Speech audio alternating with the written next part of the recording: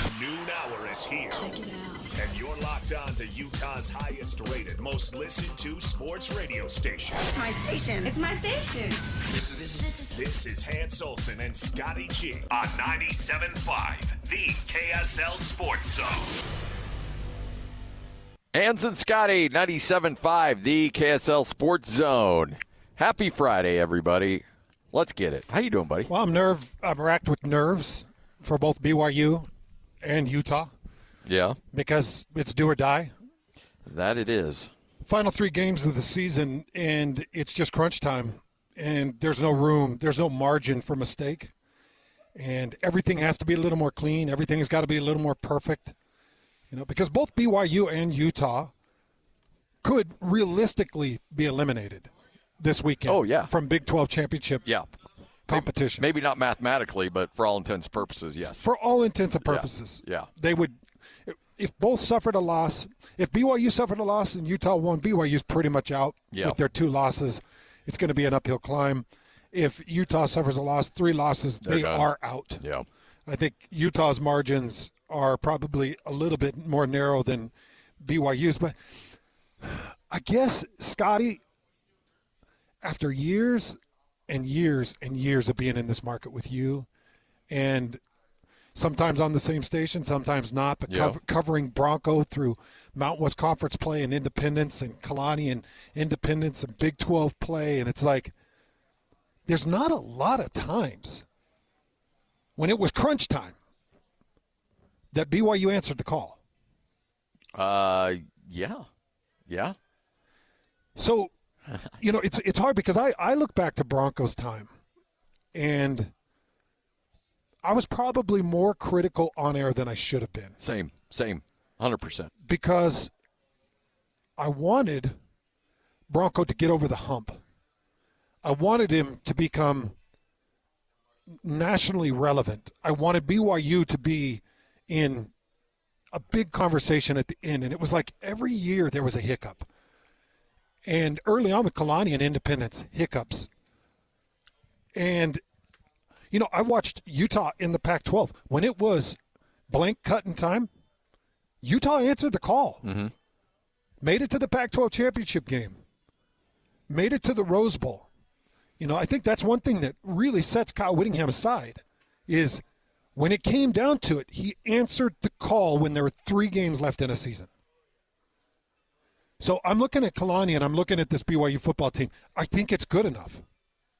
I think the talent is good enough. I even think your true freshman quarterback is good enough. Yeah. I think this coaching staff is good enough.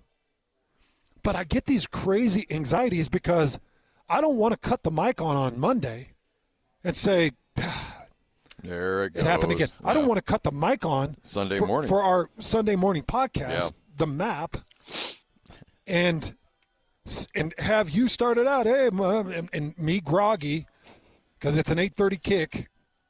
We're going to be doing it at 5:30 in the morning. I probably won't even get off air. I'll probably have about an hour. I'll be driving into my driveway from Vegas. And you're going to ask me about it, and I'm just going to be surly and say, there it is again. Because last year was such a setup and such a perfect opportunity. You were 9-0. You had Kansas at home. Yeah. Yep. You could have beat Arizona State. You know, slow start, nice comeback, opportunity at the end. If that ball is just a little further outside, it's complete for a touchdown. Like, you had Arizona State. Kansas, you should have beat Kansas. It's that stupid muff punt. You know, people say, well, you lucked into the 9 wins to start the season. No. You unlucked in that game against Kansas because that was such a bummer. And so you asked me how I'm doing, Scotty, and these are the stupid things I sit around and think of because, look, to pull back the curtains, and I don't care if people know it because you're the ones that do it, that listen. When they lose, you're out. Yeah. When they lose, you don't tune in Sunday morning. We see it. Yeah, we do. We go from 45, 50 downloads all the way down to 12 or 15 downloads. I know. Like a 100% drop. And then we really start to wonder why we even get up and do it. And Nate's like, why am I even paying you guys? He thinks that anyway. I know, right? I mean, with or without the numbers, I'm sure he beats his head against the wall.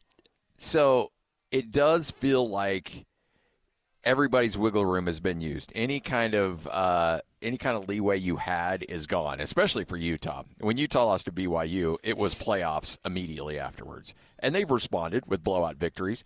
And then as soon as BYU left Lubbock with that first loss, okay, you had a little bit of wiggle room. Now it's gone. So what are you going to do now? And I'm really fascinated at watching this BYU team because when we started the show on Wednesday, the Cougar Preview show, and I said, I'm nervous about this. I don't feel good about this. And you're like, okay, well, let's look at this thing on paper. Let's look at the matchups. And everything just screams BYU. Just screams BYU. Winning the game and winning it big. Beating TCU. TCU. Like, there's no matchups that you can look at in this game and say, ooh, that makes me nervous. Yeah. Like, BYU should roll in this game. They should. But I'm like you. I'm like, what? I don't feel like I can. And it's because of what we've seen in the past. Like last year.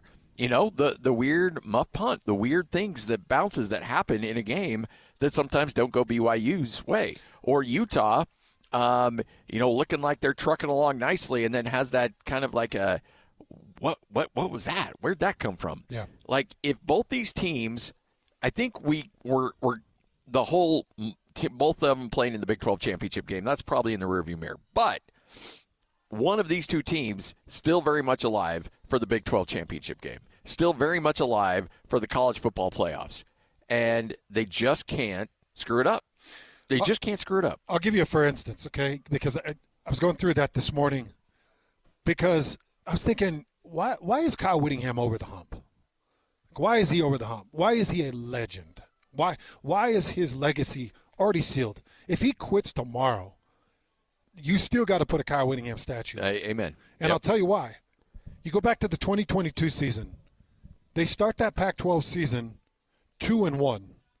They lost that game to number 18 UCLA, 42-32. That cut their margin out.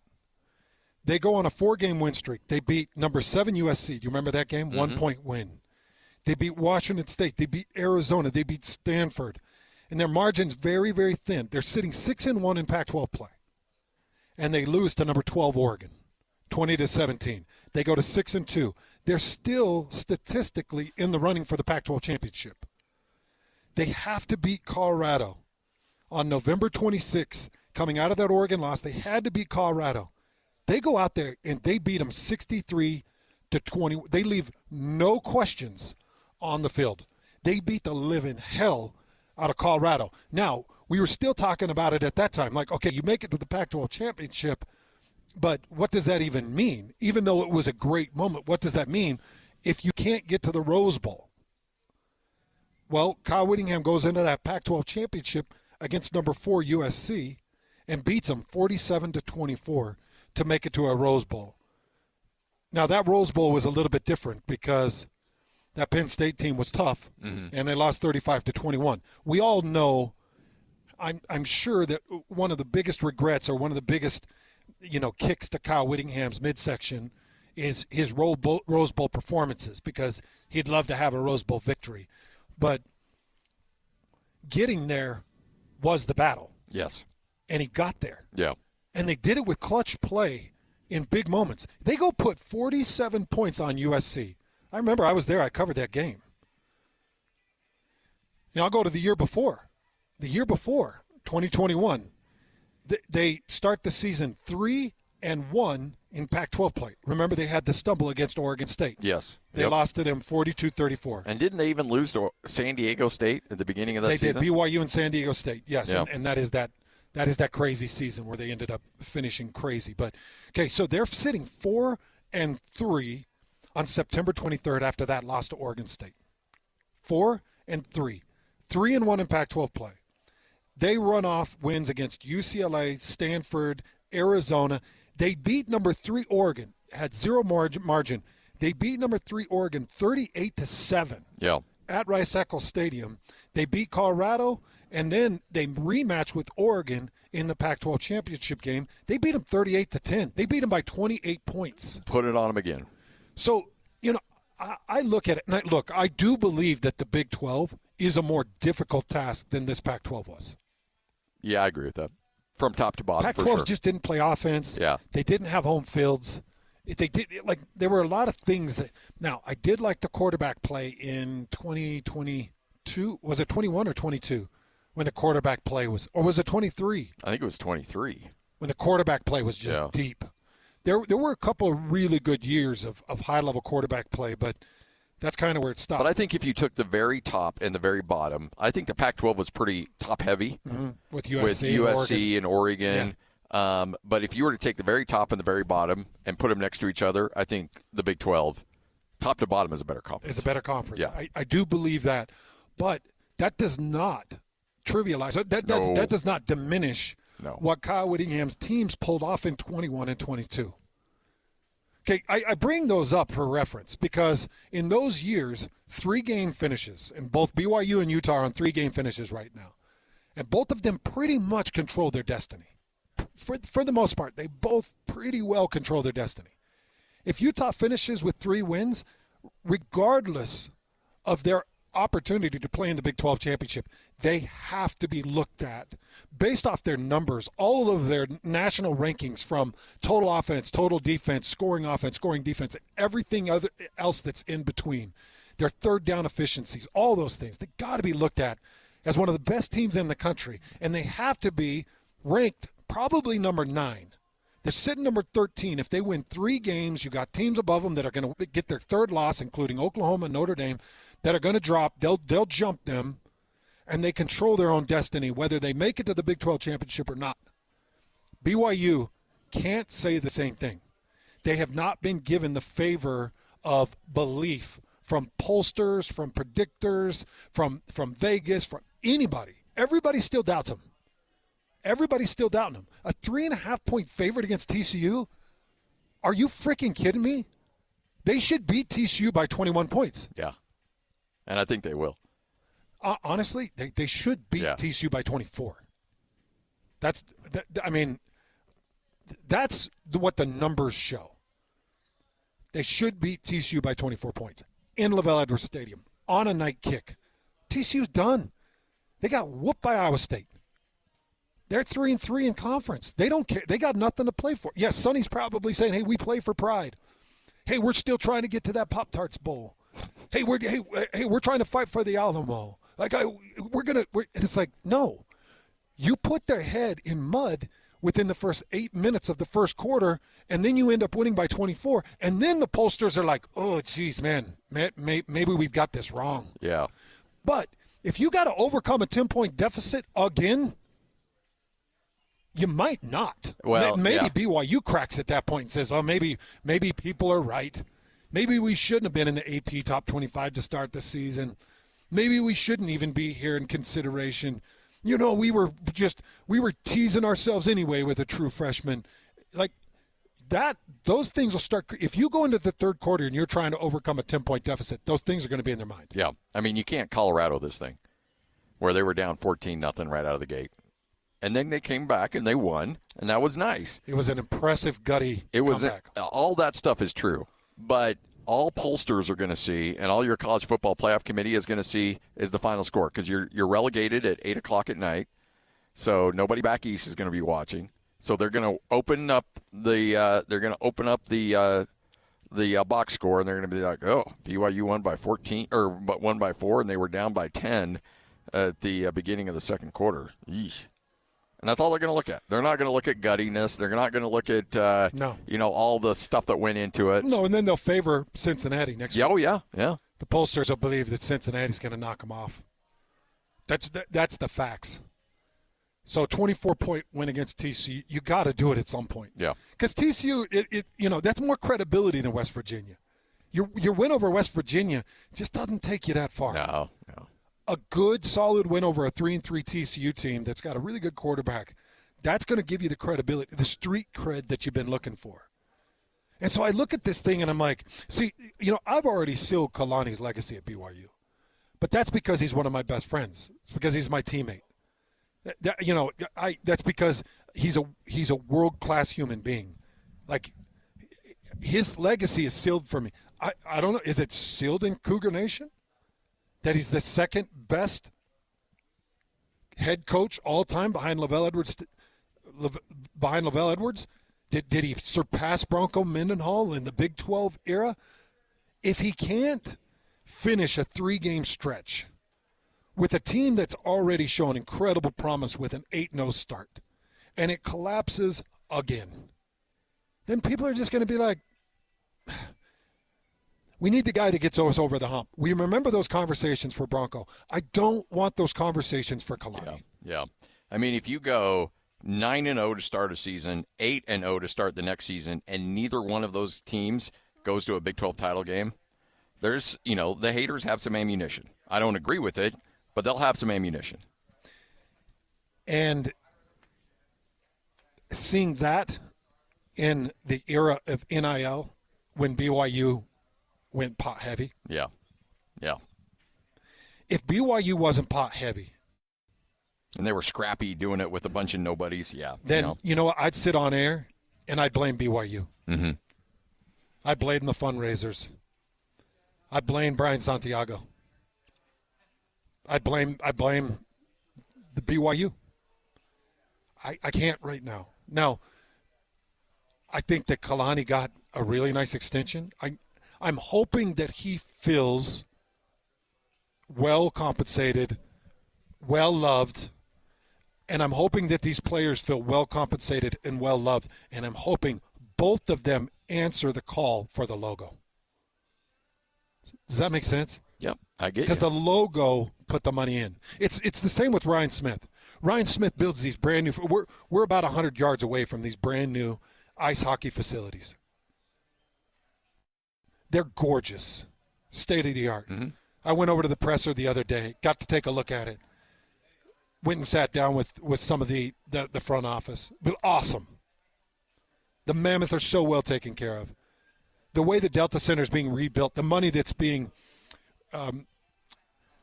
positioned for the downtown rebuild, it's all for you, Mammoth. It's for you, Jazz. Austin, Danny Ainge, head coach all the way through the staff. Yep. Bill Armstrong. You're all Yeah. compensated well. The players are given whatever they want. Now, at some point, you got to return it to the logo, which is SEG. Right? Mm-hmm. It's the same with us, Scotty. I mean, it's the same with anybody. KSL treats us like kings. They do. They treat us really good. So what do we do for them? We bust our butt. Damn right. We put in 3-4 hours in the morning before we get to these headsets. We watch every game that we can possibly watch. Scotty calls all the Utah State games. I call the BYU football games. Like, we put our time in it so that Nate Dowdle can go to his bosses and say, hey, I can tell they're working hard. Yeah. At some point, Kalani Sitake and this team have to do it for the logo. Because I feel like the logo is doing it for them. And we've been pretty open and honest when the logo wasn't doing it for them. Oh, hell yeah. No, I don't mess with that. Yeah. Look, if I don't feel I've seen some of the inner workings.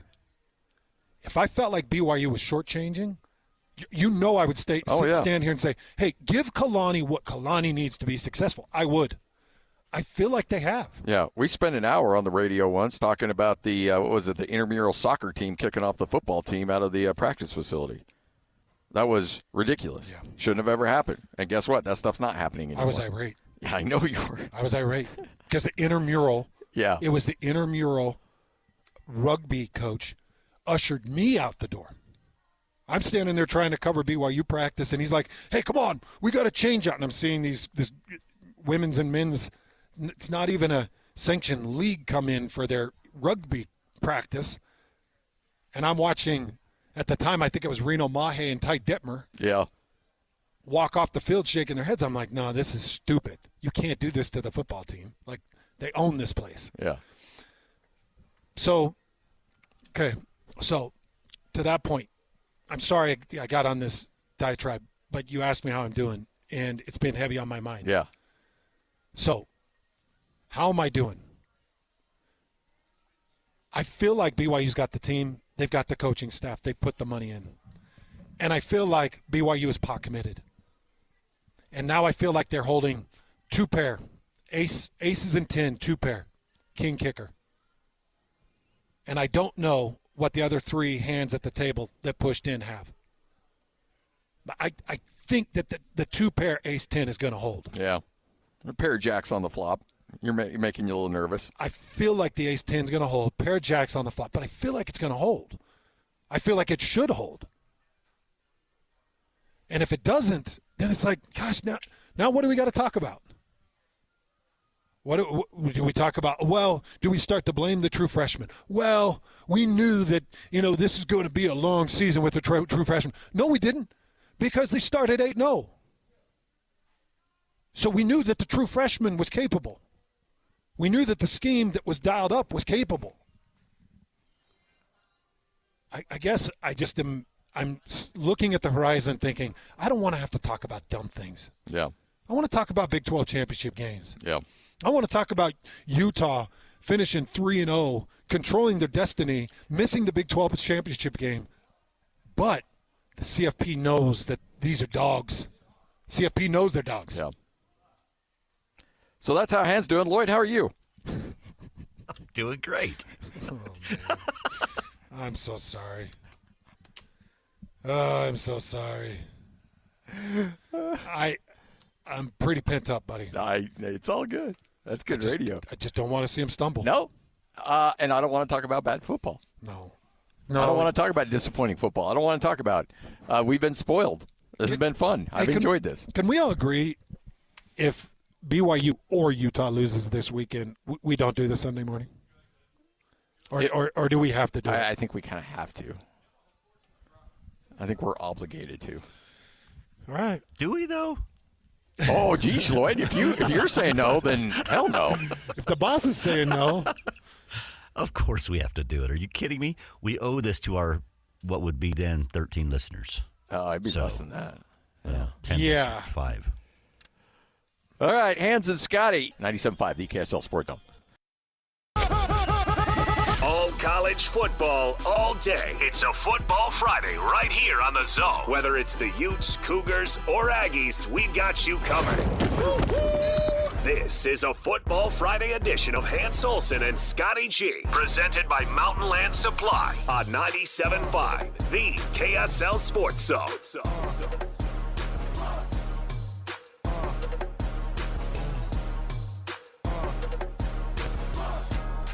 Hans and Scotty, 97.5, the KSL Sports Zone. Hope you're all having a great day. Make sure to join Jake and Ben. Coming up on Tuesday of next week, Belliston Jewelry in Ogden, 1155 36th Street. Belliston Jewelry, locally made just for you, cherished for generations. All right, busy weekend for me and Hans. You'll be in Lavelle Edwards Stadium, BYU against TCU. After the show, I'm going to hop in my Mazda, drive on down to Las Vegas, Utah State, and UNLV. Cam Walker, the athletic director at Utah State, will join us coming up at 2:05. How are you feeling about that game? Actually, I feel pretty good. Because UNLV is pretty good. UNLV's are really good, 7-2. They have lost 2 out of their last 3. Boise put it on them. New Mexico beat them. But I think Utah State's UNLV, right now. Fresno, Boise, 2 of the 3 on the road? Yes, Fresno and Vegas on the road, Boise at home. So Boise at home. Yeah, and you got to win one. But, I was with Bronco Mendenhall last night on the coach's show, and there was a bunch of players on the team that were down there. The team's pretty confident. Yeah. Well, it's going to be a tough game, and I think that they can get it done. I just – the way they played in that last game against Nevada, and I know Nevada is the basement dweller in the Mount West Conference, but the way they played against Nevada, yeah, it gives you some hope as an Aggie fan that they'll finish this the right way. And I do think it's important. I actually think the way they finish and then their bowl performance is all important because Bronco's in his beginning stages. He's trying to build something that provides Aggie fans with a little bit of confidence. And I think that you're also, if you're Utah State, after what you dealt with last year, and all the turmoil in the athletic department with the president and everything. All right, you've got your president in place. Looks like a home run hire. Athletic director, I can tell you for a fact that's a home run hire. You've got Bronco Mendenhall, one of the most stable, reliable coaches in the history of college football. Like, you needed stability, and you got it. You needed good individuals in place. You got it.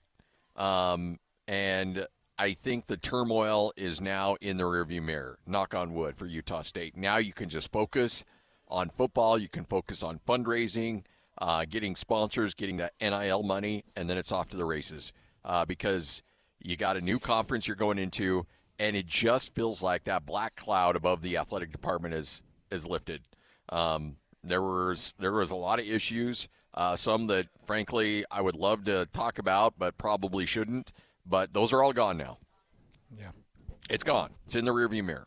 So you got good people in place. You got good people running it. You're not over your skis trying to be somebody you're not.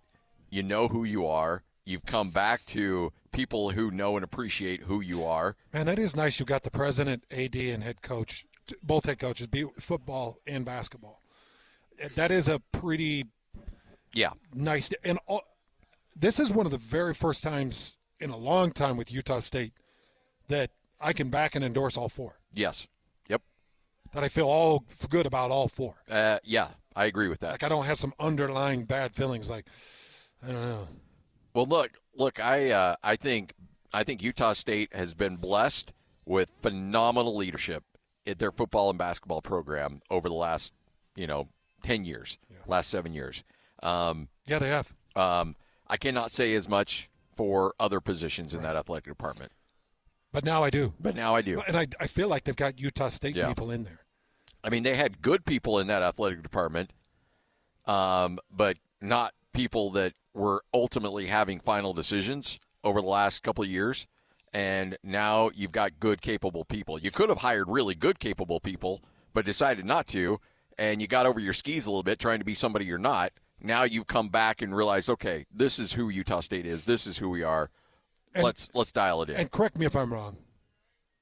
If football and basketball over the next 3 or 4 years are very, very successful, I think there's a possibility you keep all four of those individuals in place. I do. 100%. President isn't taking off. Athletic director is not taking off. Nope. Do you think? No, I don't. I mean, I don't get a feel that any of the four. I know Bronco's staying. Yeah. Because there's been some good, deep conversations with Bronco. I feel like Coach Calhoun he's been around the rat race. Yeah. And I think he knows he's got a Stu Morrill type situation here where he could play here the next 13 years in this new reformed Pac-12 and get everything he wants. Yeah.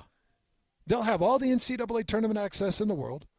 You're going to have to go to some of the farmers around the community. You're going to have to make sure Calhoun gets a bucket of cash if he performs well. Same with Bronco. But I feel like you got an athletic director that understands it, and the athletic director's not going to take off.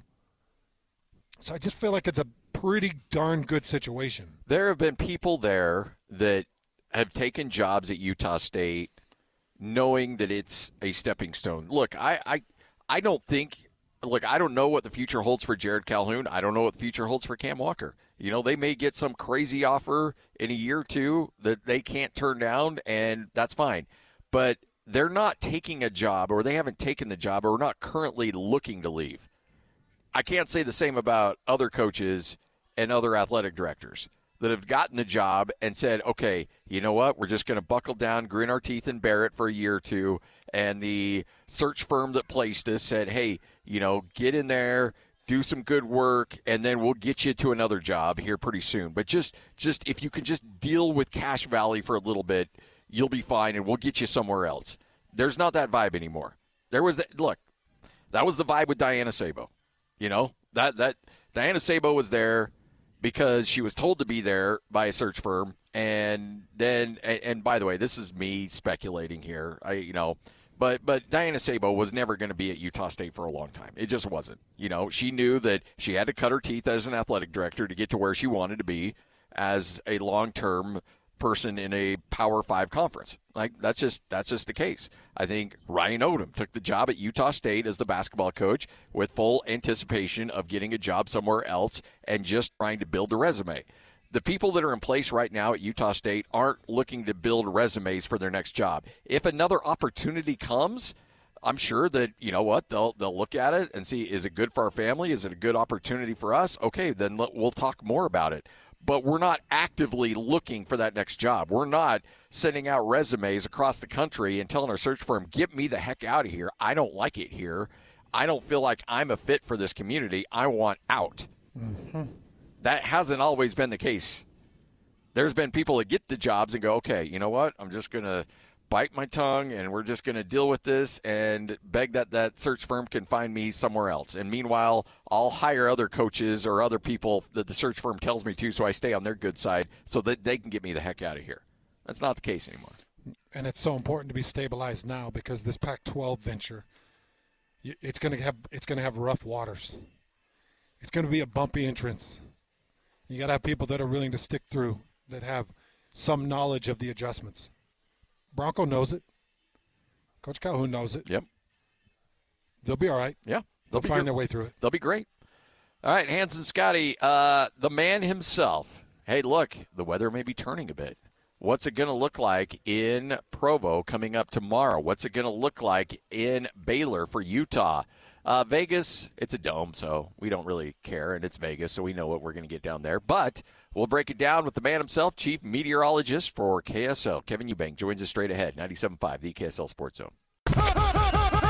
All college football, all day. It's a Football Friday right here on the Zone. Whether it's the Utes, Cougars, or Aggies, we've got you covered. This is a Football Friday edition of Hans Olsen and Scotty G, presented by Mountain Land Supply on 97.5, the KSL Sports Zone. Hans Olsen, Scott Gerard, 97.5, the KSL Sports Zone. It is a Football Friday, and we understand that if you're going to games, you need to be well prepared. Nobody's going to have you more prepared for what you're going to deal with in these stadiums than our next guest. You hear him every Friday at this time, Kevin Eubank, Chief Meteorologist Supreme, CEO of all things weather. It is the man, the myth, the legend. K-Bank, how are you? Hello, K-Bank. Hey guys, how we doing today? Oh, so good. Better now. It's great to hear your voice, buddy. Well, I'm glad that you're not in Texas anymore, Hans. Is that a win for you? Oh, man. That's a win and a win because Lubbock is a beast to get to. I felt like Steve Martin in Trains Planes. You got to take cars, you got to take trains, you got to take buses. It's the worst. Those aren't pillows. Those aren't pillows. That's all true. Well, good stuff. We've got a whole slate of games today or this weekend, don't we? Yeah, let's start with Utah in Waco taking on Baylor. What's Kyle Whittingham and the crew going to see down there? You know what? Tell me what time that kick is. That's not an early kick, is it? That's at midday, isn't it? That's a 5 o'clock. 5 o'clock. Yep. Come on, I was trying to be optimistic for him. It actually is looking good. We're talking mostly sunny skies, temperatures in the 80s for kickoff, dropping down into the 70s, winds under 10 miles an hour, and clear skies. So Waco, Baylor, the whole deal, weather will not be a factor in that game at all. Well, that weather was decent in Lubbock. You called that one. At least the weather was okay. A little bit of wind that picked up, but the weather was pretty good.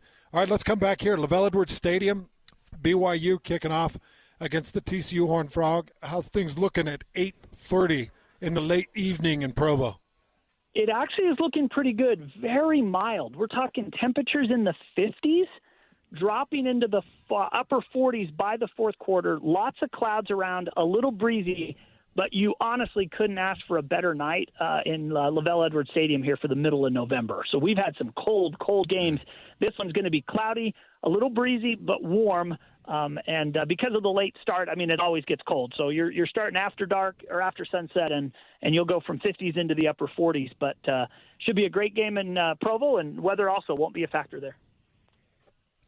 Well, weather really won't be a factor in Las Vegas because that game's indoors. But for those of us that are are not flying but driving down to Las Vegas. We're going to be all right? Everything looking good down I-15? Hey, man, thermostat is set. 72 in the dome. It's the only forecast I can get 100% accurate every single time are those indoor games. But we are going to fight a little bit of precipitation. So if you're headed down today, you're going to find a little bit of moisture as you crawl into Las Vegas. But tomorrow, that storm system is all south of us. So really, it isn't Utah that's your issue. It's once you clear Utah and get down towards Las Vegas, you may run into a little bit of rain, but nothing that's going to stop your progress or be of any hindrance to you at all. So, Kevin, my wife's making me rip out tomato plants Saturday morning. She says there's storms coming next week. So do I need to get my tomato plants ripped out this Saturday morning? Okay, so let's just back up. I guarantee you're not ripping out tomato plants on Saturday morning, Hans. Can we just be honest with the audience? Oh, I'm going to hey, look, I do anything that Miss Amanda asks me to do. I like anything, and Scotty can attest.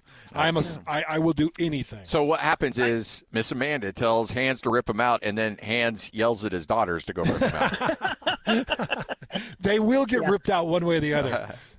That sounds very, very logical. And the truth is, next week, we are going to experience a total pattern shift. So yesterday, Salt Lake was 73 degrees, broke a record from the 1950s. We've never been that warm on that date. Today, mid-60s. Tomorrow, mid-60s. Very warm for this time of year, but it all crashes starting Sunday. Valley rain, mountain snow on Sunday. We'll keep the valley rain into Monday and Tuesday. And then Tuesday night into Wednesday, snow levels lower to the bench, gets cold, drops into the 30s, maybe a little rain-snow mix in the air. We're not anticipating accumulating snow yet in the valleys, but it's definitely going to be some snowflakes flying, and then we just start a whole different temperature profile. Highs in the 40s and 50s, which is normal to below normal, lows dipping into the 20s and 30s. It gets cold. Resorts start making snow and keeping snow, and my guess is we'll have resorts opening here in the next week and a half with the cold weather change we're going to have. I mean, I know that it has to happen, but I don't really want it to, Kevin. I'm getting old, man. This year's been so hard because it's been so nice, and everyone says exactly what you just said. I know it's got to change, but do we have to? And we don't have a choice, but it is going to change. So find your sweaters, find your thick socks, find a dumpster for the tomato plants. It's Someday the climate doomsdayers are going to be right. We're going to have 60-degree weather all through winter. It's going to happen. Wouldn't that be marvelous? We just take that. Yeah. That is called San Diego. You know that, right? Oh, it would be lovely. Come on. It's all there. It's just not where we are. So. Yeah, that's true. That's true. Hey, Kevin, hope you have a great weekend. Enjoy all the football games, and we can't wait to chat with you again next week. Love and respect, brother. You too, guys. Enjoy the call. See ya. You're the best. Kevin Eubank, Chief Meteorologist for KSL right here on 97.5, the KSL Sports Zone. So grateful he's willing to do that for us. We love having him on, getting his insights. And, Scotty, things are about to turn. Yeah, it was fun while it lasted. We had a good run, but we knew eventually winter was going to hit, and apparently it's going to hit next week. It's here. Yeah. All right, Hans and Scotty, 97.5, the KSL Sports Zone. All college football, all day. It's a Football Friday right here on the Zone. Whether it's the Utes, Cougars, or Aggies, we've got you covered. This is a Football Friday edition of Hans Olsen and Scotty G, presented by Mountain Land Supply on 97.5, the KSL Sports Zone. Vicky, come over here. Hey, it's time to catch up. It's a Football Friday, but Alema Harrington's calling high school games, and Ron McBride is over in Hawaii. But he is joining us right now via the phone. Coach, how are you? What good? I couldn't be better. Yeah. Oh, Coach, we miss you. I miss seeing you. How's Hawaii? Well, right now I'm on the third floor, looking out over the ocean here at Turtle Bay. Most gorgeous morning ever, and the sun is out, and it's just been unbelievable. And I forgot how pretty this part of the island is. You know, you if you haven't been here in a while, you forget the how gorgeous it is, and and it's an unbelievable facility. So, Coach, I need some advice, and I want to get your thoughts on this because I've got these grand plans. I bought a couple of properties in Florida, and I want to move to Florida for parts of the winter and then come back to Utah. Why don't you move out to Hawaii? You're basically the mayor of that area. Why did you never move out there or at least do a part-time out there? Well, that's a good question because I don't think I don't know if Vicky would have been for moving to Hawaii for a period of time, and then kind of when I got to that point when I retired, up at Weber, maybe I was kind of aged out on all that stuff, and it just, but it is, you forget the beauty of it and the people and all that, it's just unbelievable. Is high school football as healthy there as it's ever been? Yeah, well, you know what? It's interesting because once you're here, you start getting all the stories, right, from every place. Okay, you get the stories from what's going on over at what's going on at Kahuku, which is positive because they're going to be in the state finals, or you find out the negative things that are happening at St. Louis, where they lost they have to travel around to find fields to play on, or where they have their games, and then of course everybody's quite happy with Timmy Chang at UH because I think their record is good and they played well, and so now that people are worried that he may leave, if he has an opportunity. No. So yeah. So, anyways, but so it's the usual thing over here. It's pluses and minuses, with the football programs and what's going on. But go ahead. How's the charity golf tournament coming along? Good. Well, we're having on Saturday. We're having a get-together over here at the Marriott, and it's going to be almost all former players, union representatives, hospital representatives, plus the people that are here. So the group I came over with are all investors in projects here in Hawaii, and big investors. So, they'll all be there. So, yeah, it's quite a group. The coach, Ron McBride, with us right here on 97.5, the KSL Sports Zone. Were you surprised after what you saw Texas Tech do to Utah? Were you surprised that BYU had the struggles that they had in that game? Not really, no, because it just, of all the teams that I saw in person this year, Texas Tech was the best team I saw in person. And I think that Utah's a close second. And then you got, and BYU, you got to give BYU credit because those guys play, no matter who they're playing, they're going to play until the last man is counted out. And if BYU had a chance to play Texas Tech again, I'm sure they learned a lot from that game. But Texas Tech is a pretty special group. So, Coach, if you kind of go back to your years of coaching, whether it was Mount West Conference or WAC or whatever form that you were coaching in, you're coming down the stretch in conference play. Both BYU and Utah have 3 games left. Both of them truly do control their destiny. What type of mentality as a coach are you carrying into practice, and what are you telling your guys? Because BYU's lost their wiggle room. They've got to find a way to win all 3. Utah's lost their wiggle room. They got to win all 3. How are you managing the anxieties? How are you managing practices and trying to get the mindset of these players right. So what you've done is in the off season you prepared your team for this run. You prepared them for this time of year, and if you've done it right, you should have a lot left in the tank to finish out, because you've actually prepared your team for this mentally in the off season.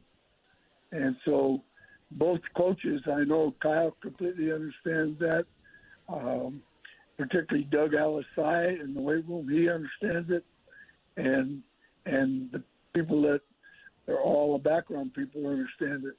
So they're preparing, their teams for this end run, and it's done a long time ago. So knowing the people at BYU and the people at Utah, I think both teams will be at their best to finish out the last 3 games.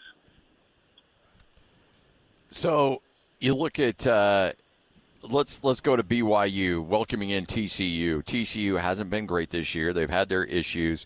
Do you worry that BYU might have a little bit of a hangover off of that loss, or do you anticipate Kalani and his crew will take care of business and maybe take some frustration out on those guys? Well, I think that I think TCU is a pretty legit team, but they're coming into BYU. I think BYU, if I know the type of players they have, those guys are upset. They're mad. They're not feeling sorry for themselves. They're a pretty mature group, So I would expect BYU to come out and play extremely well and probably take over the game early in the first drive of the third quarter. I would think that BYU will be controlling this game. Coach, how would you manage your running backs with any type of injury? Because L.J. Martin didn't look totally whole against Texas Tech. From what I understand, got out of that game unscathed, so had another week to heal. But how would you manage your running backs through a week of practice when they were dealing with a shoulder as compared to maybe a leg? Well, what you do is you put a red vest on them, and they're untouchable in practice. Don't hit them. Don't try to rake the ball out. Don't do anything to disrupt them, and make sure that because I tell you what, the running back at BYU is invaluable because they don't have guys behind him. So that guy has to be at his absolute best. And so they don't have the luxury of saying, okay, LJ can't go, but our next guy up is just as good. But they don't have that luxury. How do you look at, with what you saw the University of Utah coming off the bye week, how confident are you that they will not just handle Baylor, but, end the season on this hot streak that they've been on over the last 2 weeks? Well, I think they're a really good football team. I look for them to run the ball on Baylor and probably dominate from the run game. And if their run game is what it's been in the past, it'll open up the throw game. It'll be, I think it'll be, Utah in the second half. I think we'll win this game by a couple of touchdowns. Coach, when you gave Jason Beck his initial opportunity in starting coaching, why did you give it to him? What did you see in him that made you think, I'm going to hire this guy? And as you've watched him grow, how impressed are you with him through his growth and especially with what he's done this year? Well, he had really good references, from people that I knew, and said that this guy, is going to really be a great quarterback guy, very smart, and he remind me a lot of Kevin McGivern when we hired him. That he had the same qualities, kind of quiet, but very efficient, very smart, and very much a team guy, not an eye guy. And what he's done is he's grown a lot, and he's more confident now, and he knows what he's doing, where he's going. This guy has a very bright future. Devin Dampier appears to be healthy.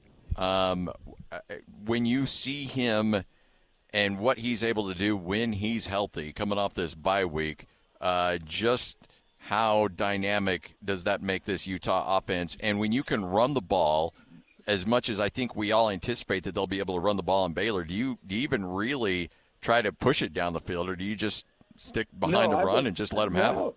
No, just do your thing, but create the fact that they're going to have to put more people in the box to defend the run, and then it's going to open up a big play out of the passing game. And and now Utah has kind of discovered more people that can play, as it's gone on in the roster. So there's more guys that they figured out. Oh, this guy is a difference maker. This guy's a difference maker. So they've discovered more people, and they're starting to utilize more people. So it's and God bless Kyle for it. He lets Jason Beck do his thing, and it appears to be.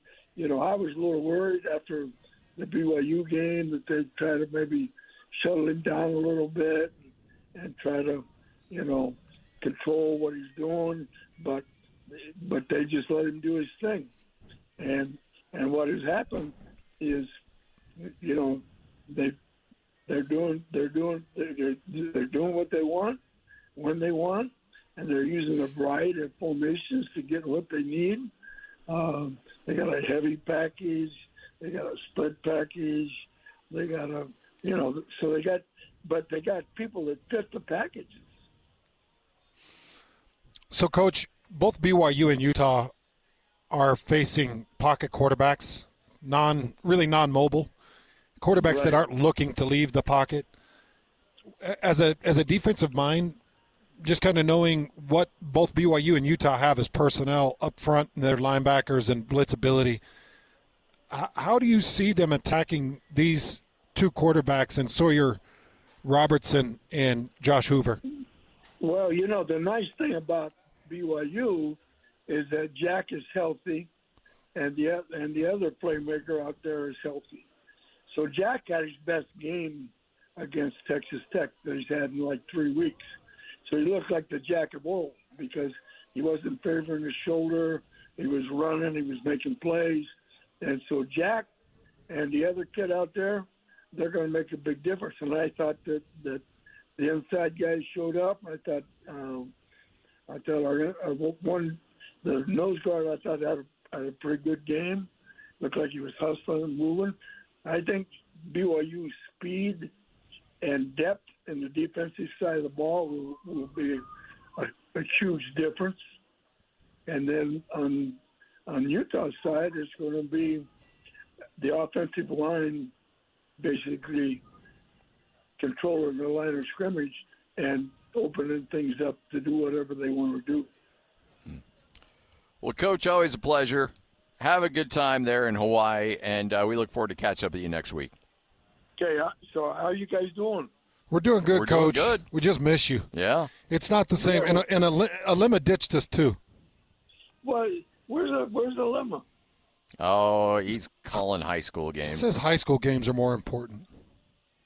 Okay, well, but I'm going to just shout out to these people that I flew with on the plane, Deloy Hansen, his wife Julie, Joey Beechan, his wife Becky, James Clark, MJ, Red, all these people, they've been fantastic.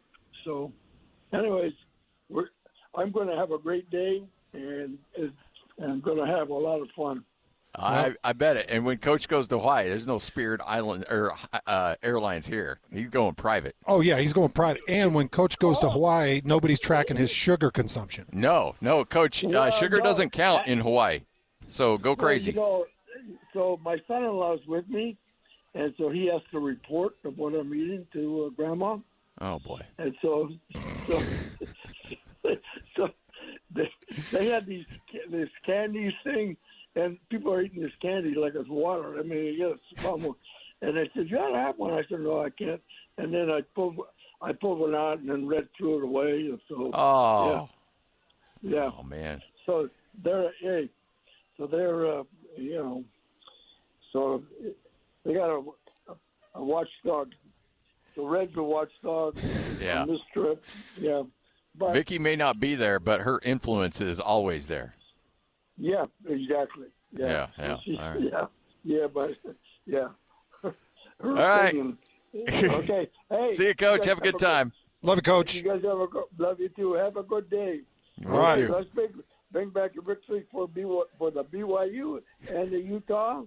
And the other thing is important. We got to hire Weber State, so that's another big thing.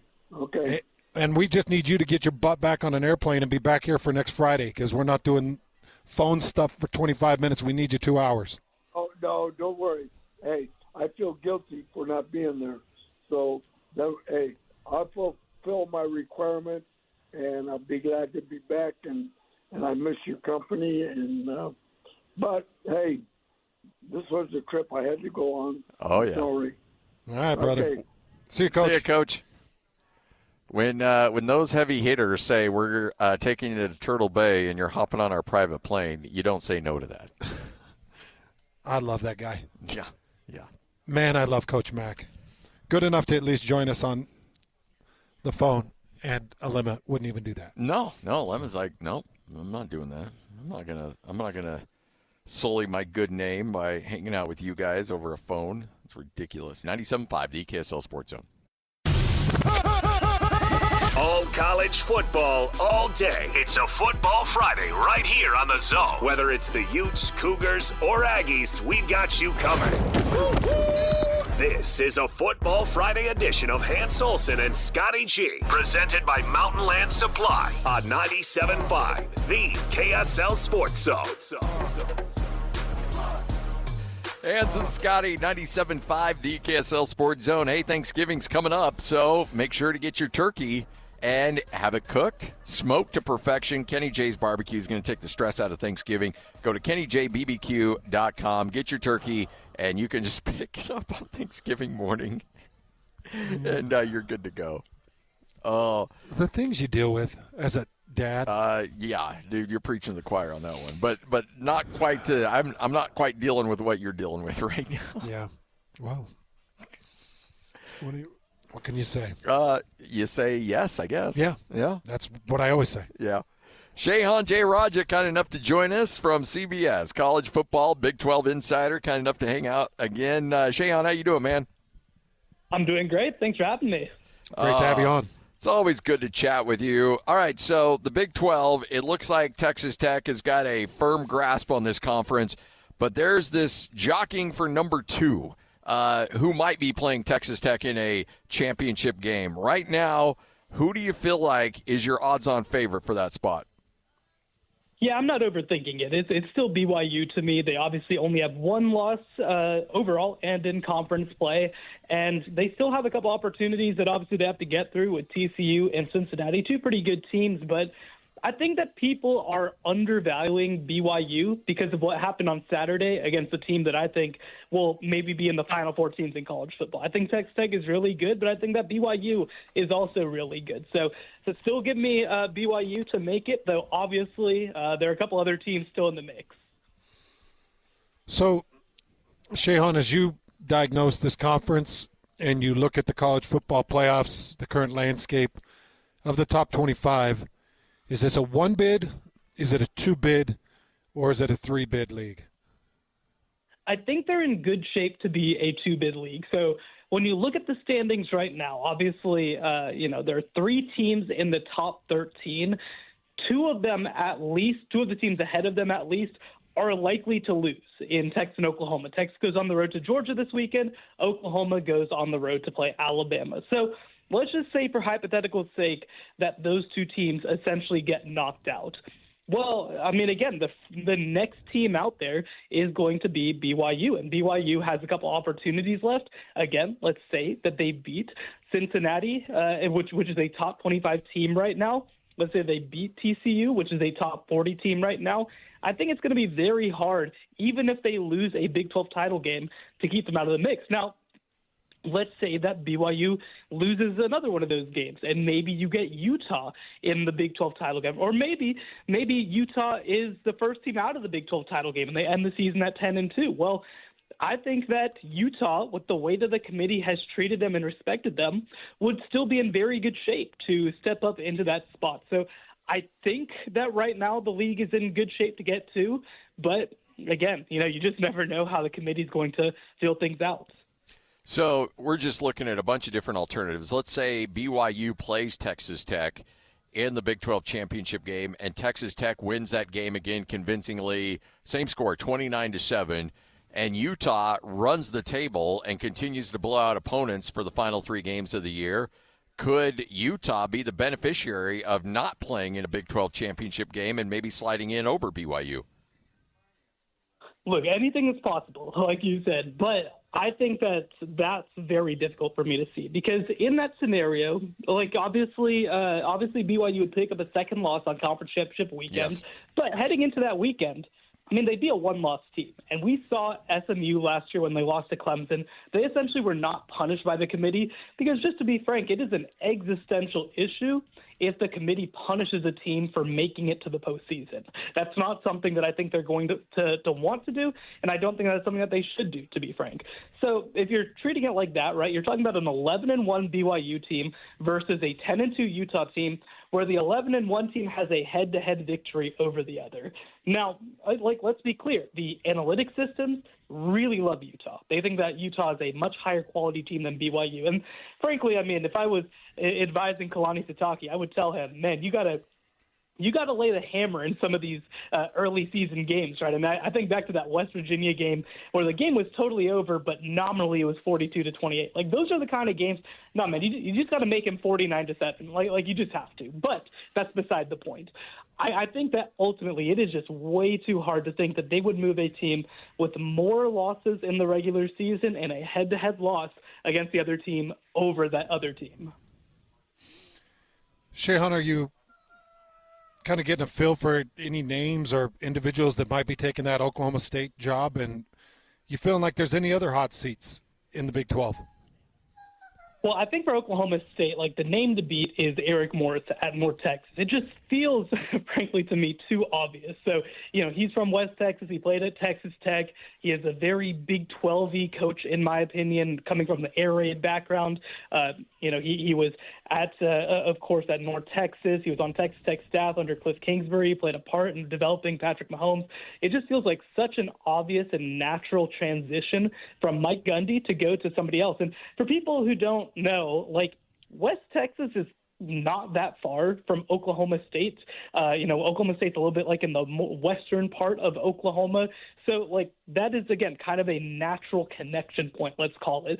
So, to me, he is the obvious candidate to beat. Now, what becomes interesting is if one of these Texas jobs open. I think that Baylor's situation is, frankly, bizarre right now after the whole athletic director situation. And talking to some people around campus, they think that maybe the athletic director being in turmoil means that you can't make a coaching change on this timeline. As somebody who obviously has been around Baylor for a long time, I think that would be a really bad situation to bring this coaching staff back, but they might kind of be forced into it in some way. So I think that that's certainly a job to keep an eye on. But, I think of the others that kind of you would think might make a coaching change. I think that, Utah, if they have a good finish to the season, I think that's Kyle Whittingham. It's not exactly a secret, is probably close to ready to retire. I think that Colorado with Deion Sanders, with the way that some things have gone, and also his health situation, similar sort of deal. And then it just becomes a question of, do any other coaches get poached? I think that the obvious one would be Matt Campbell at Iowa State. But we've been saying that for just about 5 years at this point, and he's still at Iowa State. So those would be the ones to most keep an eye on, I'd say. Are you surprised? And by the way, I am turning into a big Luke Fickell fan because I love a university that says, no, you know what? We're not going to overreact. We're going to let this guy do his thing. Were you surprised that Wisconsin's holding on to their coach? Yeah, I was, to be honest, because, I mean, you talk about some of the losses that they've had this year. I mean, they have had some of the worst losses in the history of Wisconsin football. But, you know, there's a couple pieces to this, right? You kind of allude to it. I think, you know, I want to pick my words carefully, but I think that this is the moment that coaches are probably less valuable than they've ever been in the history of college football. And what I mean by that is you are so dependent on investment by your athletic department from a player acquisition perspective. If you don't have a certain amount of money to work with, it doesn't really matter what you're doing as a head coach. Now, I think that Luke Fickell has not done a great job as a head coach. On top of that, I think that he's made some choices at offensive coordinator that have clearly not worked out, and he's going to have to figure some of that out. But I do think that, you know, if you're Wisconsin, like, one, if you fire him right now, then the next guy is taking over a total crater of a program. That's a tough position to be in. And two, you're doing it minus $25 million in buyout money. So, you know, look, I don't think that anybody in Madison right now is especially thrilled with the fact that Luke Fickell is going to be back. But, I mean, you know, a dynamic that I've kind of pointed to a lot is the idea that there has been the kind of SEC mindset of fire, fire, fire, out, out, out. And there's been the Big Ten mindset of let's build something, let's have some patience. You know, and I think that it's kind of heartening to see that the Big Ten, despite, you know, the James Franklin situation, is still very much a patient development type conference. And when you look at the fact that two Big Ten teams have won the last two national championships and that the top two teams in college football this year are from the Big Ten, I don't think it's a coincidence. When you overall, you look at Baylor against Utah, TCU on the road against BYU, do you anticipate a Utah sweep there? And if there's a game that you think could be a problem for one of the in-state schools, what would it be? Well, it's not going to be Utah against Baylor. Baylor, I think, is in really rough shape right now. And on top of that, you talk about the issues that Baylor has had. They cannot stop the run, and now they're going to go play Utah. That could be a disastrous game for Baylor. By the way, in the middle of all of this off-field turmoil with the athletic director and with them potentially being forced to bring Dave Aranda back. So I think that Utah has no worries whatsoever. I think TCU is a pretty high-quality team, to be frank. They're a team that is really good in the passing game. They've got a good quarterback in Josh Hoover. I think that they're better on defense than people realize. Not elite, but I think a solid unit. So I think that this game will probably be a little closer than people may like and may expect. But again, a big part of that is I think that TCU is a top 35 type team, whereas, you know, Baylor's probably in the low 50s or 60s. So I think that matchup-wise, BYU's got a little bit more of their hands full, but it also would be a great opportunity for them to lay the hammer down against what, again, I think is a pretty decent opponent. So you got Texas Tech and BYU in a rematch in the Big 12 championship with 3 weeks left. Yes, that is correct. And how do you see that game potentially playing out? Yeah, it's a good question. Well, I think that there's a couple pieces. One, I honestly feel like BYU's offensive game plan heading into that game was not bad. Like, I felt like they actually did a good job of holding onto the ball, of drawing things out. But I think that the biggest thing that I hope that they learn from what happened in Lubbock, which I was obviously out there for, is you can't put training wheels on Bear Bachmeier. Like, you just have to let him go downfield. And look, we also saw moments where he made stuff happen and receivers had drops. And like, that just can't happen. You have to give your true freshman quarterback some help. But I actually didn't hate the way that they attacked the running game. I thought that they had more success than I expected them to. I thought that Bear Bachmeier extended plays in a big way. But you have to let him go downfield. You have to let him challenge a secondary that, you know, relatively speaking, is the weakness of the Texas Tech defense. It's not a big weakness, but it is, I think, less good than their defensive front. So I think it's going to be closer. I think they're going to have a better plan. But at the same time, I just think that Texas Tech is one of those teams this year. I think that they're a legitimate top 5 in the country. I think that if some things break right, they could be playing for a national championship. I just think that they're too high quality a team. So it's not going to be a blowout like it was in Lubbock, but I do think Texas Tech wins the Big 12. Well, we appreciate it, Shehan. Thanks for joining us. Enjoy the games this weekend. Let's do it again here soon. Sounds good. Thanks for having me. You got it. Shehan Jeyarajah right here on 97.5, the KSL Sports Zone. Telling BYU fans, don't panic. You're going to be all right. All right, we continue on with Football Fridays. Coming up next, Hans and Scotty. This is 97.5, the KSL Sports Zone. All college football, all day. It's a Football Friday right here on the Zone. Whether it's the Utes, Cougars, or Aggies, we've got you covered. This is a Football Friday edition of Hans Olsen and Scotty G, presented by Mountain Land Supply on 97.5, the KSL Sports Zone.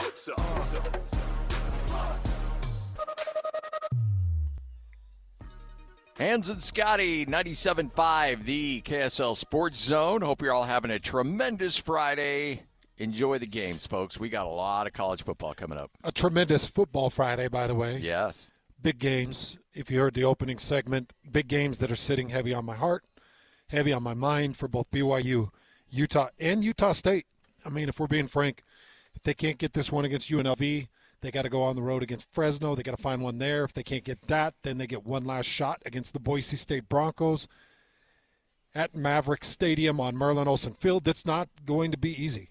No. And I've got some anxieties for them because Bronco making it to a bowl game in his inaugural season would be a big deal for Bronco. Be huge for Bronco, be huge for Utah State and this athletic department. And joining us now, he is the athletic director of Utah State University, Cameron Walker, kind enough to hang out with us. Cam, how you doing? I'm doing great. New TV deal. Let's talk about it. USA with the new Pac-12. I know you came into that midstream as the athletic director, but what does this mean for the conference? What does this mean for Utah State? Yeah, I think the conference did a terrific job. Teresa's really made it a priority to make sure that we've got football games on television channels that people can access and have heard of. And I think that's a big deal when we're able to get all of our conference games, in linear television. It's going to be a better place for us than even some of the power conferences, as they're termed. And so I'm really excited about it. I think it's a huge thing for Utah State and a huge thing for the Pac-12 as we go to rebuild this league. If you don't mind, give us some of the deals or some of the details of the deal. Scotty said USA Network, but give us some of the details of what it's being explained as to you. Yeah, so, primarily with football, but it certainly expands to other sports as well. But with football, we're going to have all of our conference football games are going to be on either CBS, CBS Sports Network, CW, or USA. And so there's those are just a huge part of television packages that are easy to access and that most people have. And so not only are you getting the people that want to tune in and watch you, which your fans are always going to try and find where you're at, but you're also getting the casual viewer that's going, Utah State versus UNLV tonight. Let's check this out. So it's just much more accessible, which I think is a big thing. But our basketball games will be on those same networks. There will be a few games, mainly non-conference games, that will stream. Those details of those streaming will get ironed out here. But most of them, our men's basketball games will be there, and even some of our women's basketball games. So I think it's a huge opportunity to just be visible. It'll make a huge difference, I think, for us as far as viewership, the value of our sponsors, both in venue and certainly through television, but then also in recruiting. It's interesting, and I'm not asking you to get into specifics on numbers. I know you got to be very careful about that stuff. But is there conversations, not just in the Pac-12, but also in Power 4 conferences, of we might be able to make more money via streaming, but we still want to be able to have that linear coverage for our recruits to be able to say, hey, you can still flip on your cable or satellite and find that channel. Like, there's got to be a line there between the two, because I imagine if you're, the Big 12 or somebody, you could offer up your Tier 1 streaming rights to a streaming company and make a whole ton of money. Yeah, absolutely. I think it's a continual balance, and something, luckily, that I've been a part of even prior to getting here at Utah State. And so it's a continual balance, because, yes, streamers will pay a lot for inventory, and they need more inventory, and live sports continues to be a huge product. But you do have to say, can our fans access it? Do they have to pay extra? And then also, what other eyeballs are we getting that maybe aren't our fans yet and aren't aware of what we're doing? And viewership, as much as we've all kind of shifted into that streaming world, viewership is still higher on linear television. And I think we have to value that. And I think the league did a really good job. Again, Teresa's been outstanding to work with. And I thought she did a really good job of balancing both. Revenue needs are key, but balancing that with also, we've got to be seen. Otherwise, you're kind of like that tree that falls in the forest, and we're wondering, did you make a sound? Well, Cam, I feel like you're jumping in at the right time with these negotiations, and I'm just curious, because when you get in bed with Washington State and Oregon State, who were original Pac-12ers, and you bring Boise State in and you bring Gonzaga in for basketball, that there's a lot of egos at the table to deal with. How difficult has that been, and are there people at the table saying, we want more on this distribution? Is it going to get difficult that way? I think it's been pretty good so far. I think everybody realizes we're going to be best if we stay unified and work together. And certainly everybody, my job is to get the best and most for Utah State. At the same time, I know if we somehow cripple this league, and there's some lessons to learn from some of the other leagues, that went to uneven distribution and those things, that it's challenging. I do think we have to look as we move to future members and things of that nature, like, are they bringing in value? And if not, then what is their value? But certainly, egos can play a role. So far, everybody's been really good, at least in my short tenure. There's a lot of collaboration and cooperation, and, case in point, we have a little rivalry going with Boise, but Jeremiah up there at Boise and I have talked several times. He was the first one to congratulate me and send me a text when we beat them in the conference championship. So for women's soccer to go to the NCAA. So even though it's this, we all want to beat each other's brains in, you all realize that we're going to be stronger by linking arms. And we need to collaborate to get the most out of these deals and work together. And the more unified we can be, I think the more long-term viability the league has. Love it. Cam Walker joining us right here on 97.5, the KSL Sports Zone, athletic director at Utah State. So huge one against UNLV coming up on Saturday, tomorrow, in Las Vegas. I know you're going to be down there. This is going to be a heck of a game, as Broncos crew right there on the cusp of becoming bowl eligible. A lot on the line for this one. Yeah, I'll be heading down there tomorrow so that I can watch our ladies tonight in Provo. But incredibly big game. We're coming off what I think is our best game of the season against Nevada. Nevada had played everybody tough. I know the record doesn't indicate, but I think they're a solid football team and been a lot of close games. But we, I think, finally executed in all three phases. Offense looked dynamic, and the defense was really tough all night. I think it's a great opportunity for us. Obviously, that 6th game lingering out there, you always want to get that as early as you can, take some pressure off for the last 2. But really exciting. But UNLV's been very good and continues to have a great football team. And you're always going to have offense, and you've got the coaching staff they've got. So look forward to getting down there and hopefully getting a win. So, Cam, this is a really unique show where my uncle's names are all over the stadium. and all over the university, and statues, and my son's headed out to play there, and all of my family still lives in Cache. Scotty, obviously the voice of Utah State, graduated there. You know, we're very connected to that university. We love it, and we champion it. We always have here in the 12 years of our show and the 20 years we've been on air. And one thing that we've really wanted was a president that'll stay, an athletic director that'll stay, and coaches in both basketball and football that will stay. And as you settle in there, you see the president hire, and you get to meet with Bronco and Calhoun, and speaking for yourself as well. Do you feel like there's true stability in Logan right now between the athletic department, the president, and the coaching staffs that are there? Yeah, I do. I think it certainly feels that way. You can never fault somebody for moving on to something that they think is better for them and their family. That's why I came here, right? But at the same time, I think we've got a shot at some longevity. And I think that if we hit our potential and we do what we need to do, that there's been this idea that, you know, maybe Utah State's a step towards someplace else. And I don't think it has to be that. We're going into a league with, like we mentioned earlier, Gonzaga in basketball. Mark Few's not looking to step anywhere else. Why?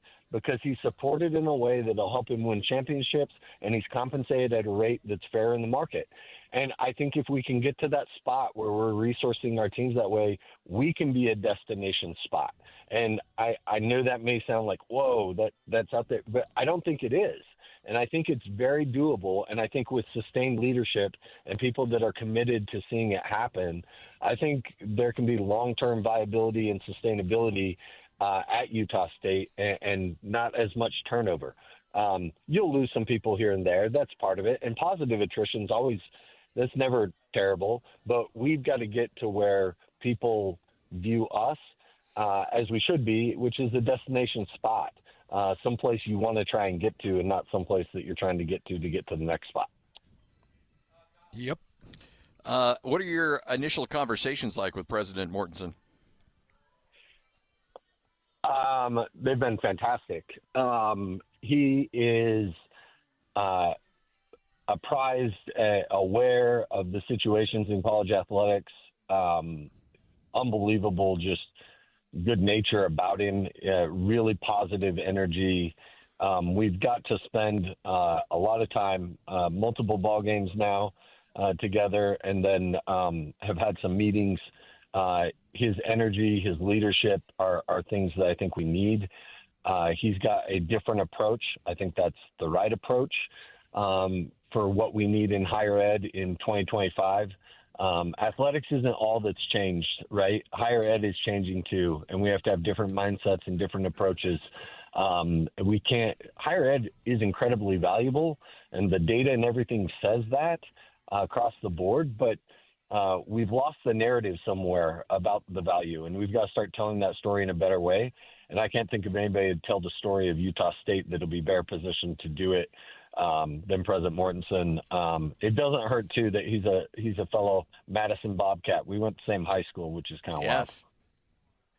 Hey, it's a 208 takeover, Hans. You got the president and the athletic director, Idaho guys. I know, and I don't hate it. I was just actually reading through some of Mortensen's bio, and he was a native of Idaho, but then there were 3 generations of his family that lived in Idaho before they all relocated to Cache Valley, which I love because you all understand that valley. You understand the nuances, the uniqueness of it, and I do think it's one of the more unique valleys in the country, you know, with the members that moved in there. I mean, my family on my mom's side established Minden, Utah, which is on the west side of that valley, tucked up against the mountains. And I've got family that established the other side of that valley near Logan in Paradise. And it's like that it is the unique valley. It's the Saints Valley, and it's great to have men and women in there that understand that. Yeah, it's an incredible place, and I had high expectations. Again, being familiar with it, I a lot of relatives that grew up in the Bear Lake area, and we would go back there. And I've been coming back there for years, almost every summer, to spend time. It's an incredible place, and I I had high expectations, and those have been nothing but exceeded.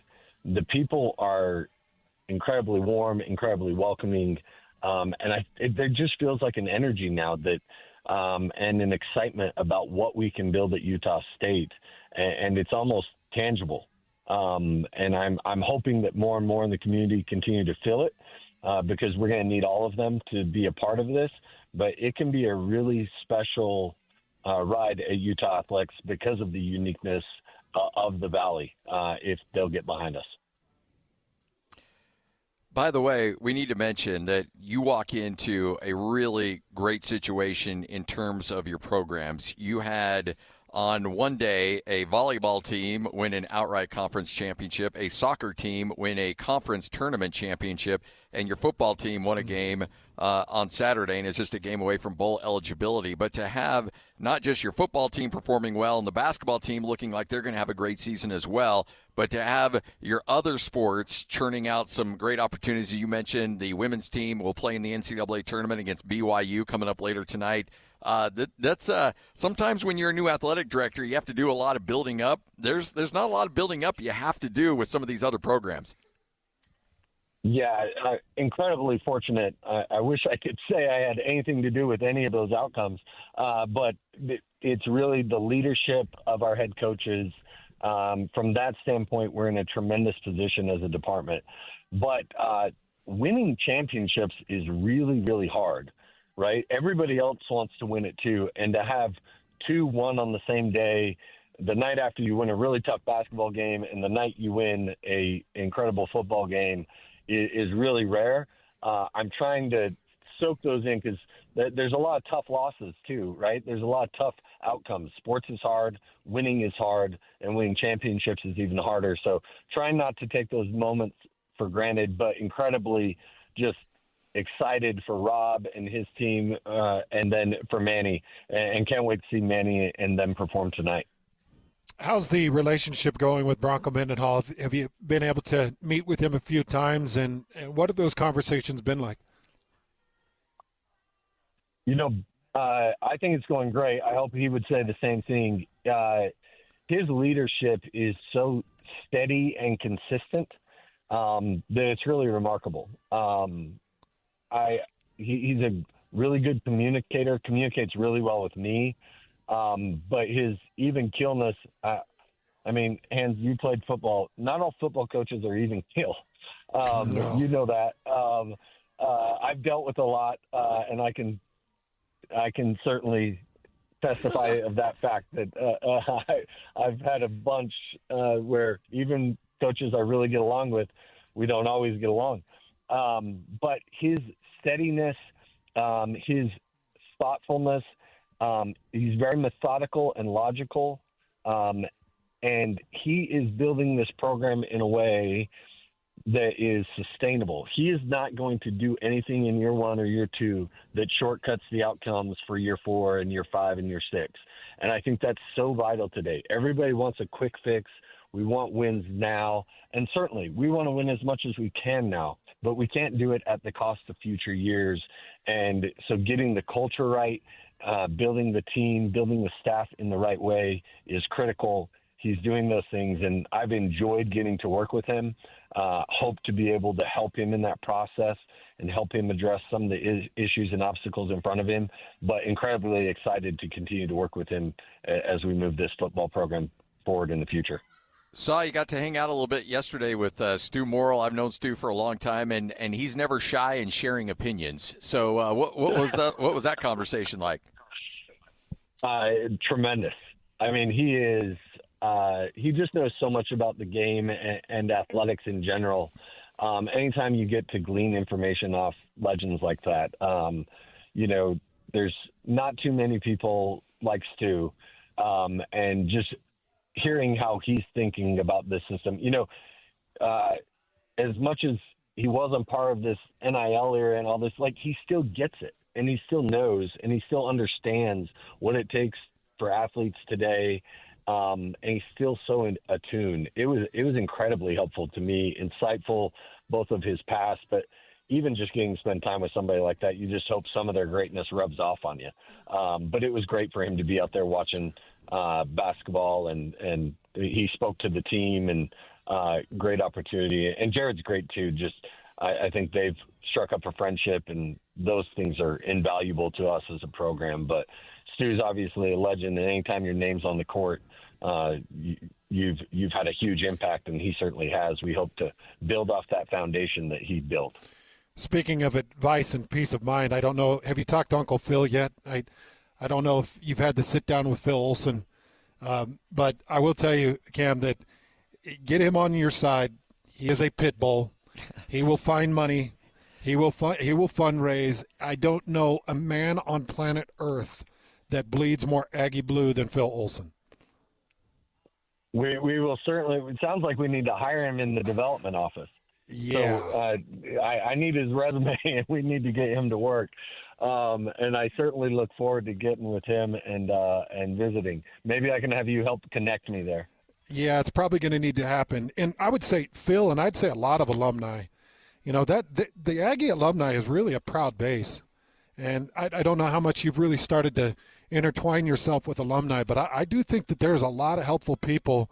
I was golfing with Kevin White and Jeff Hunsaker just yesterday or 2 days ago, Scotty? Yeah. 2 days ago maybe. Really just prominent members. I mean, heck, if you could just break into Kevin White's bank account and get some of his money for fundraising. Look, I think we could find NILs all over the place. The dude could fund a whole football team with his money he finds in his couch cushions. I know. I'm hoping the alumni can go well for you, Cam. Yeah, no, I have started to make some inroads, have visited with Kevin. He hasn't invited me over yet. Once he does, I'll shake those couch cushions, it sounds there like. There you go. But the alumni has been incredible, and they are very proud, and they should be. There's been a lot of tremendous accomplishments, and I think we have to show them that we're worthy of their trust again, and that we can support them and make them proud of not only what they accomplished, but what we're going to accomplish in the future. And they are incredibly proud, as they should be. They're incredibly involved, and I'm excited to get to learn and more about them, learn and meet more of them. But certainly have been impressed with the ones we've met and worked with, and look forward to meeting more. Well, Cam, we appreciate it. Thanks for hanging out with us. Looking forward to seeing you down in Vegas tomorrow. Let's go get that W and get this team into a bowl game. But appreciate your time as always. Good luck, Cam. No, thank you for having me, and hopefully we don't find you on the tables, Scotty. Stay away from the tables. I know. He's already got you coined. No promises there. Thanks. We'll talk to you soon. There he is, Cameron Walker, new athletic director at Utah State, right here on 97.5, the KSL Sports Zone. Yeah, I like it. I like that. He's a good dude, man. President Mortensen is very familiar with cash, and Idaho born and raised. I like that Cam is very familiar with cash and understands that valley. I don't know if I've ever felt more encouraged about Utah State's direction. That's the first I'd heard of the TV deal. But if we're talking about CBS affiliation with USA Network and the C-Dub, and by the way, everybody makes fun of the C-Dub. I've got it on my TV. Hey, that's all you need to know is that it's available to you. Darn right. Can you turn on your TV and find it? Yes. Okay, there you go. So I've got CBS SN. Yep. I've got CW. I've got USA, and that's all on my base dish package. Yep. So you don't have to get some higher package. You don't have to have another subscription. You may want to tell your wife that you have to subscribe to Cinemax to get it, but that's between you and her. Well, but. I think that has become more benign over the years. Yeah, it has. I don't think it's as aggressive as it was in the late 90s. That's us 90s kids talking. Yeah, yeah. It had the nickname Skinamax for a reason. So let's go ahead and kick that off the networks. Yeah. But Scotty, I brought up the egos in the room with Cam. Do you think he's soft shoeing a little bit? No, I don't think so. Because I feel like Gonzaga's going to sit at the basketball table and be like, we all kind of know what we're doing here, right? Yeah. I feel like Boise State's going to sit at the football table. I feel like the original Pac-12 2, Washington State and Oregon State are going to be like, just so you know, we brought you on board, but there are going to be some rules here, you know. I think that that's going to happen. I think right now, from everybody I've talked to from different schools, there's a strong honeymoon side going on right now. And then as soon as this litigation with the Mountain West comes to a close, then I think you're going to see the egos. But right now there's kind of an all for one. Let's get through this litigation. Let's keep as much money as we possibly can. And then when that's in the clear and we have some money to divide up, then it's going to be a little interesting. Then it's going to be interesting, very, very, to see how this thing plays out. 97.5, the KSL Sports Zone. All college football all day. It's a Football Friday right here on the Zone. Whether it's the Utes, Cougars, or Aggies, we've got you covered. This is a Football Friday edition of Hans Olsen and Scotty G, presented by Mountain Land Supply on 97.5, the KSL Sports Zone.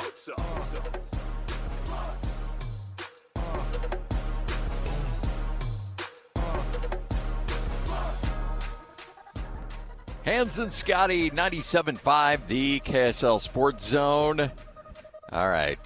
By the way, Petros Papadakis was supposed to join us.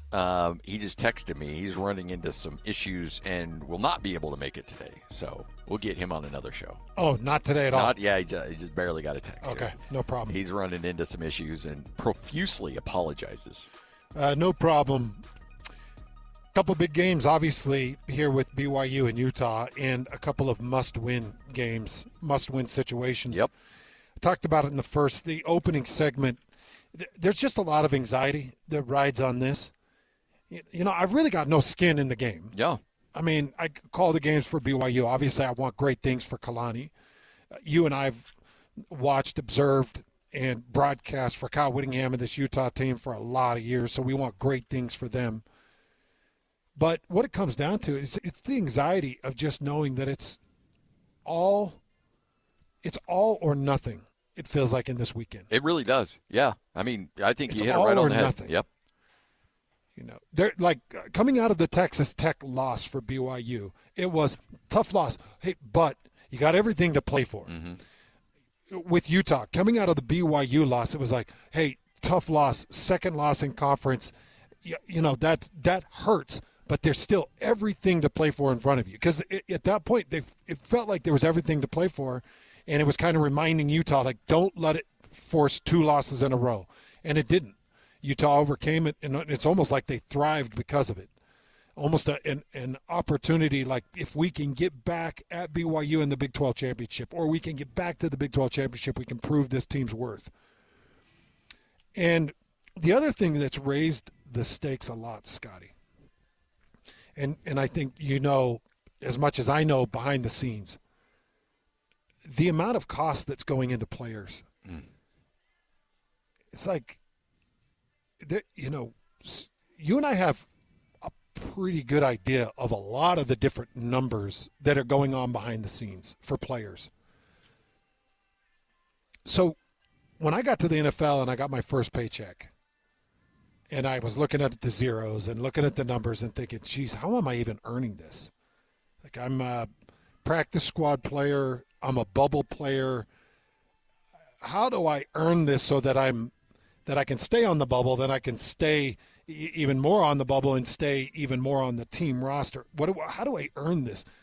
The anxieties that came with the payment were as hard to deal with as a lot of different things in life.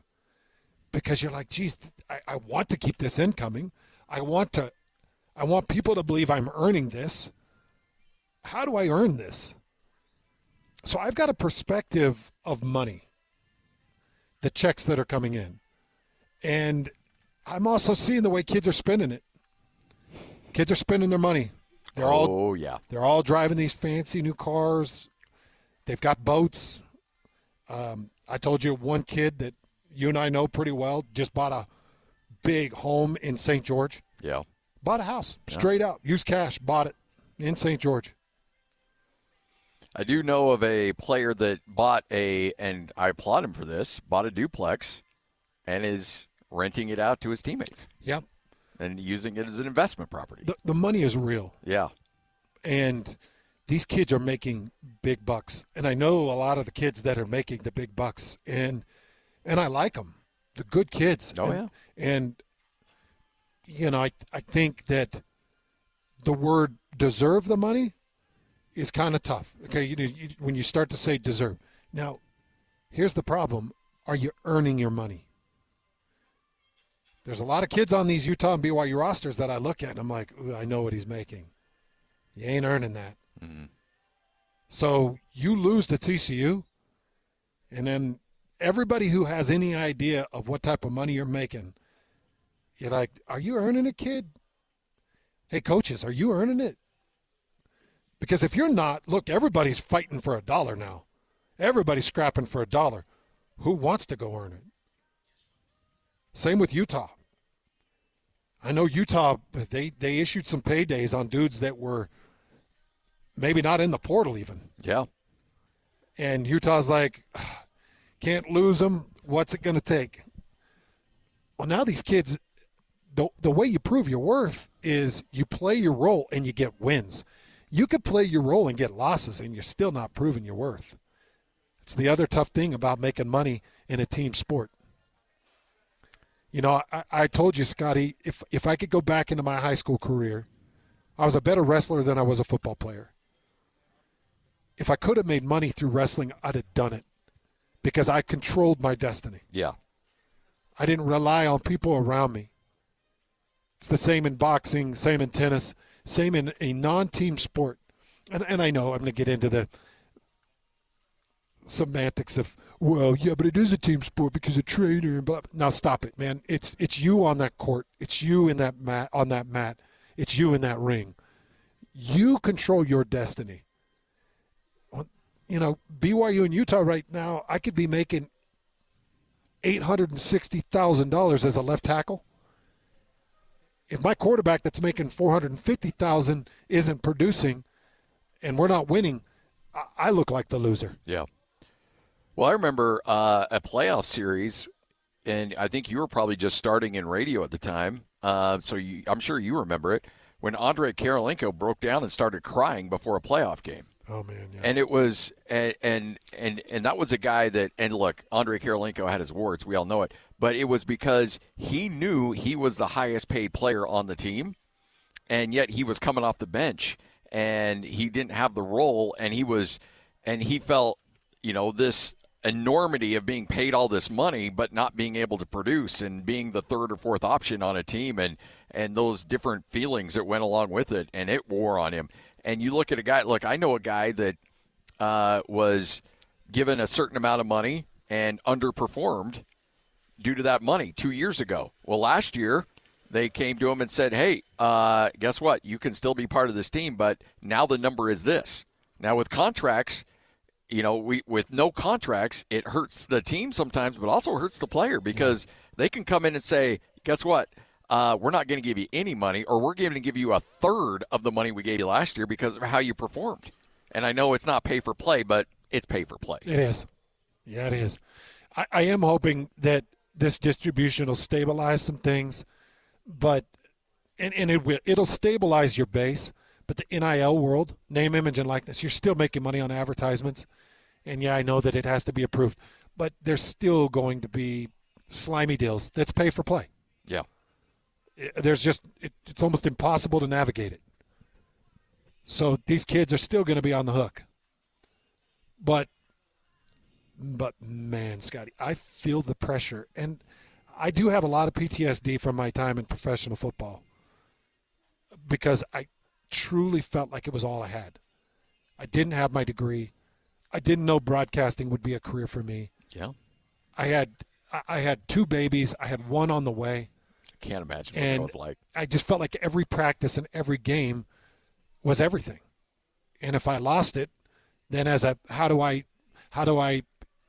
keep my wife happy as a husband? How do I keep my kids fed as a dad? So when I would practice and play a game, I played like their livelihoods and their lives depended on it.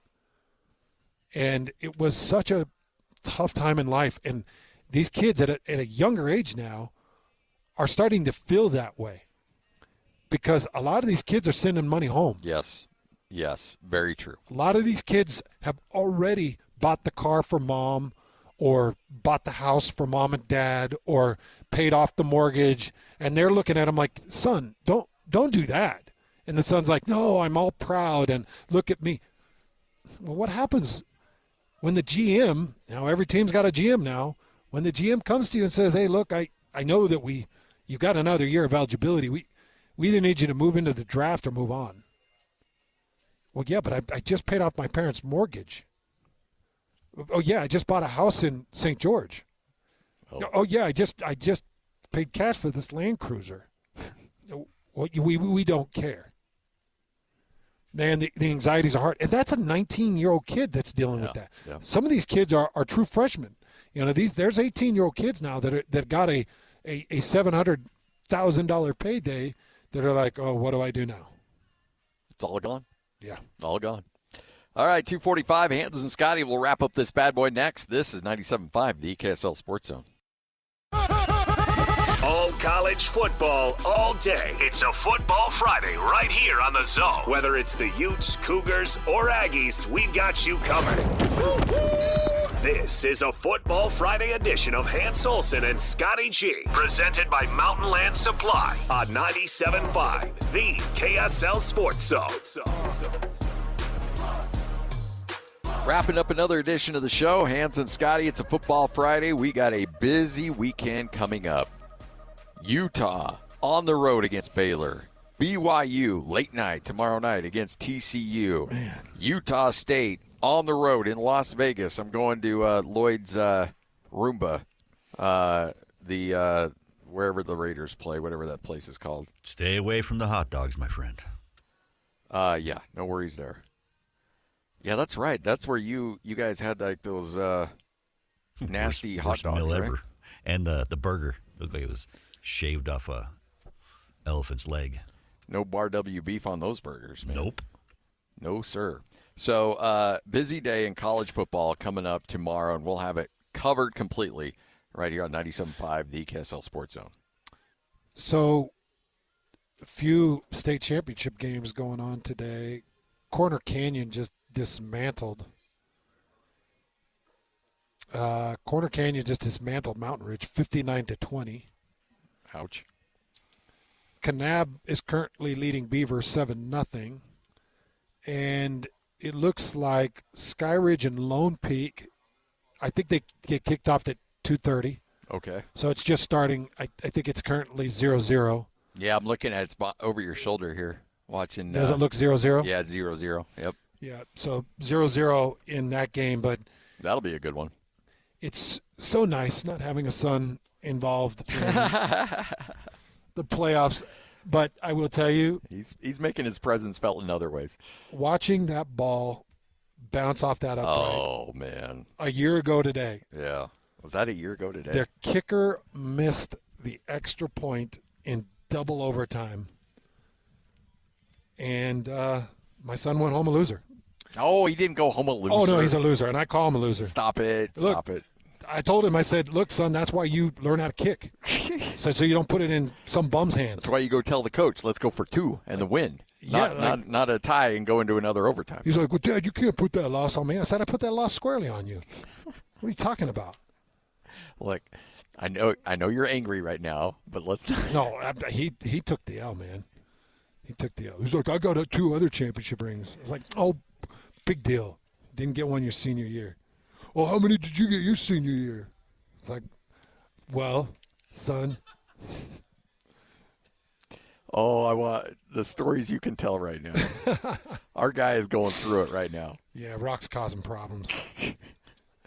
Oh, boy. I love the kid. Oh, I love the kid. I love him like my own son, but right now I'm kind of glad he is not my son. Yeah. Well, I'll just tell you. So out on the reservation, Jake, you'll like this. There are a lot of wild. By the way, yeah, this makes it sound worse than it really is. There are a lot of wild dogs. Yes. And he was sent home from a place with a puppy because they were going to kill the puppy, and he's like, "Don't kill the puppy." And they're like, "Well, that's what we do here." Yeah. There was a litter of 8. We don't take care of 8, so they die. So now Rock's got a puppy, and he's like, "Somebody's got to come get this dog." So then my second daughter, Mackie, who's a bleeding heart for all animals, is like, this is the perfect fit.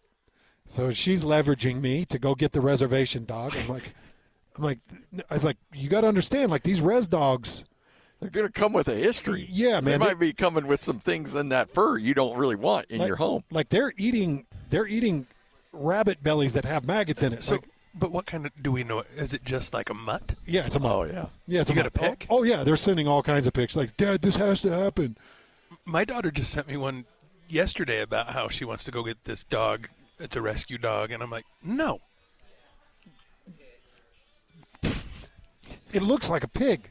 It does look like a pig. He could have at least picked a pretty dog to try to. So how long has it been with him? About 4 hours now. Oh, because the Res family sent him home with it. And what's the mission press? Does he know yet? Oh, no, mission? No. Yeah. Do they know anything? No, and they don't want to know anything.